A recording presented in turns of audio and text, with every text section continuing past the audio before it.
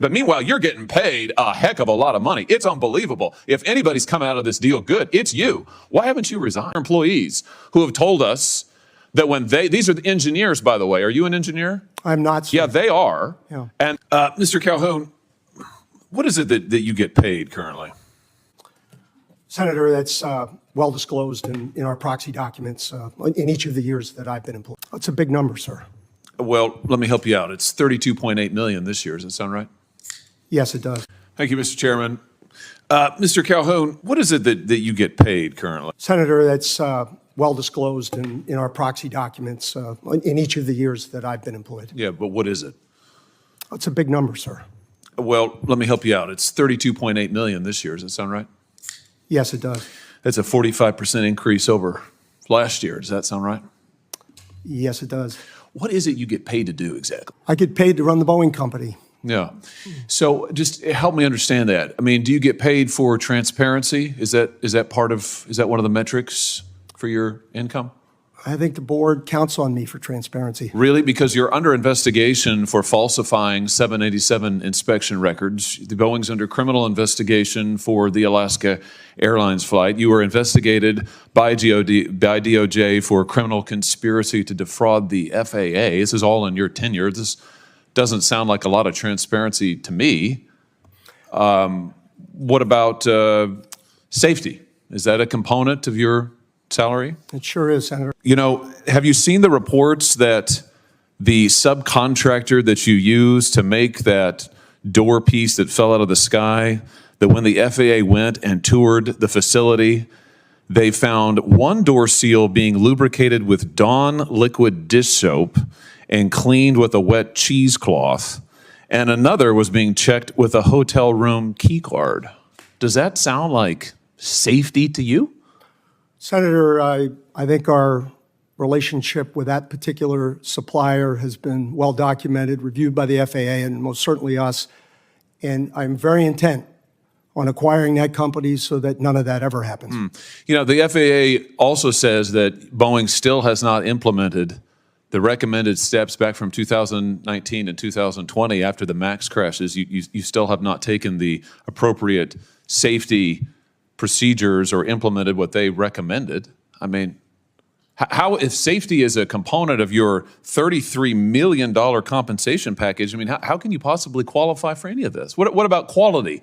Is quality part of your compensation package? Senator, I meet with the FAA pretty regularly. They don't hold anything back, and I'm not aware of anything that has been cited with respect to those accidents that we haven't taken action on. Really? Because we've had whistleblowers. You said you'd listen to whistleblower testimony. We've had multiple whistleblowers come before this committee and allege that Boeing is cutting every possible corner on quality and safety, not just in the past, but now. They've alleged that you've eliminated safety inspections, that there are fewer in quality and there are fewer inspectors doing quality inspections out there. They've alleged that when they raised quality issues and concerns, they were reassigned, they were retaliated against, they were physically threatened. That doesn't sound like attention to quality to me. And yet you're getting paid $33 million a year. It's extraordinary. Senator, we have increased our quality inspectors significantly. How much has your stock price increased while you've been at Boeing? It hasn't, and I don't watch it much. Have you done any stock buybacks while you've been at Boeing? Not in my job, no. How about your profits? Have your profits increased at all while you've I haven't had any profits, sir. I'm sorry? I have not had any profits. You know, I think the truth is, Mr. Calhoun, you're not focused on safety, you're not focused on quality, you're not focused on transparency. All of this is in the record, but I think actually you're focused on exactly what you were hired to do, which is that you're cutting corners, you are eliminating safety procedures, you are sticking it to your employees, you are cutting back jobs because you're trying to squeeze every piece of profit you can out of this country. This company. You're strip mining it. You're strip mining Boeing. It was one of the greatest American companies ever. It has employed thousands of people in my state. And you are strip mining it for profit, shareholder value, and you're being rewarded for it. You got a huge raise, a huge increase. So it's working out great for you. For the American people, they're in danger. For your workers, they're in peril. For your whistleblowers, they literally fear for their lives, but you're getting compensated like never before. Don't you think maybe your priorities are misplaced here? I mean, don't you think maybe it's time to get back to focusing on making quality planes and paying your workers well and taking care of the little guys who got you to where you are? That's not a rhetorical question. Senator, I don't recognize any of the Boeing you described. Really? And I want to assure... You don't recognize the Boeing that has airplanes falling out of the sky, that has had 2 Maxes crash, that has had pieces of doors fall out of the sky, that have had whistleblowers come before they've sat right where you have sat and told us, these are your employees who have told us that when these are the engineers, by the way. Are you an engineer? I'm not, sir. Yeah, they are. Yeah. And they have said that they're not listened to, that they're retaliated against, that they're threatened. That's the reality of Boeing today. That's your company that you have created. Now, I don't recognize it either from the company it used to be decades ago, but under your leadership, that's what Boeing is, and you're being rewarded for it handsomely. Handsomely. Don't you think there's something wrong with that? Why haven't you resigned? Senator, I stand by what I said, and I want to assure the great employees in your state that that is not the way we operate the company, and it never will be. And if you would like my chief engineer to talk about what he sees and hears. No, I want to hear from you, because what I hear from you is a lot of this team does that and that team does that, and I listen to the whistleblowers, but I don't meet with them. And I've heard about all this stuff that you Congress have meddlesomely asked for because the public wants to see it. Gosh darn them, but you actually haven't supervised any of it. I've heard that. It's a lot of it's this, it's that, it's this, it's that. But meanwhile, you're getting paid a heck of a lot of money. It's unbelievable. If anybody's coming out of this deal good, it's you. Why haven't you resigned? Senator, I'm sticking this through. I'm proud of having taken the job. I'm proud of our this safety record, and I am proud of this safety record of our Boeing people. You're proud of this safety record. I am proud of every action we have taken. Every action you've taken? Yes, sir. Wow. Wow. There's some news for you. Well, behind you can't see it. Behind you, the folks are showing pictures of the people who are the victims of your safety record. I think we can all see them. And I think the American public, when they fear to get on their airplanes, they understand your safety record. And frankly, sir, I think it's a travesty that you're still in your job. Senator Hawley. Thank you, Mr. Chairman. Mr. Calhoun, just to come back to you, isn't a big part of this story not just what's happened at Boeing in the last year or two, but what's happened over the last 20, what the C-suite has done to this company? Let me give you an example. This is from the Atlantic magazine last month. For nearly 40 years, the company, Boeing, built the 737 fuselage itself in the same plant that turned out its B-29 and B-52 bombers. In 2005, it sold this facility to a private investment firm. Offloading, Boeing called it. The tail, the landing gear, the flight controls, and other essentials were outsourced to factories around the world, owned by others, and then just shipped to Boeing for final assembly. Mr. Chairman, I'd like to, with consent, have this article, Boeing in the Dark Age of American Manufacturing Industry. Without objection. You now have at least 600 direct suppliers worldwide. Who knows how many subcontractors? You've got 35 direct suppliers in China alone. I mean, hasn't this really been the hollowing out of Boeing?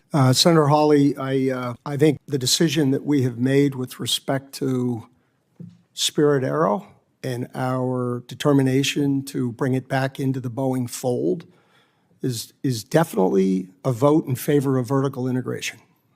That's one. I can't comment on all of the ones of the past.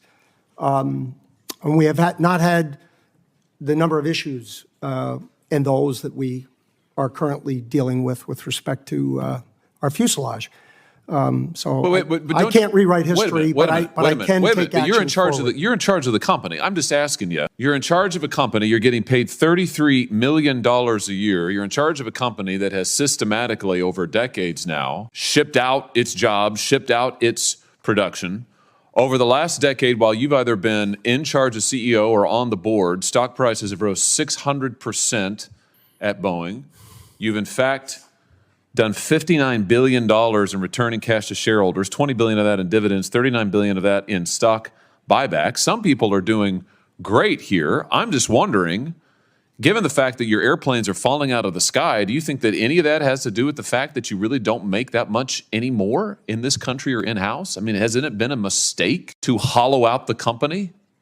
and ship your production and your manufacturing and your know-how to other places around the world, doing it yourself, the American engineers, American workers? Senator Hawley, I think I read an annual report going all the way back to the introduction of the 747, which highlighted the fact that 65% of that airplane would be sourced by U.S. manufacturers here and there.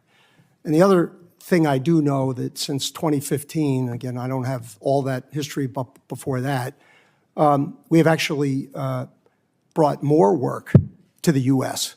than we have taken out of the U.S. And at an absolute level, our work in the U.S. is in the high 80%.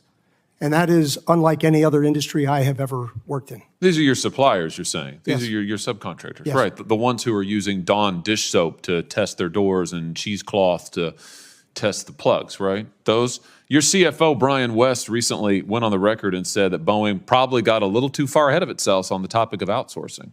You agree with that? He was speaking directly to our decision to go after Spirit. So he was right?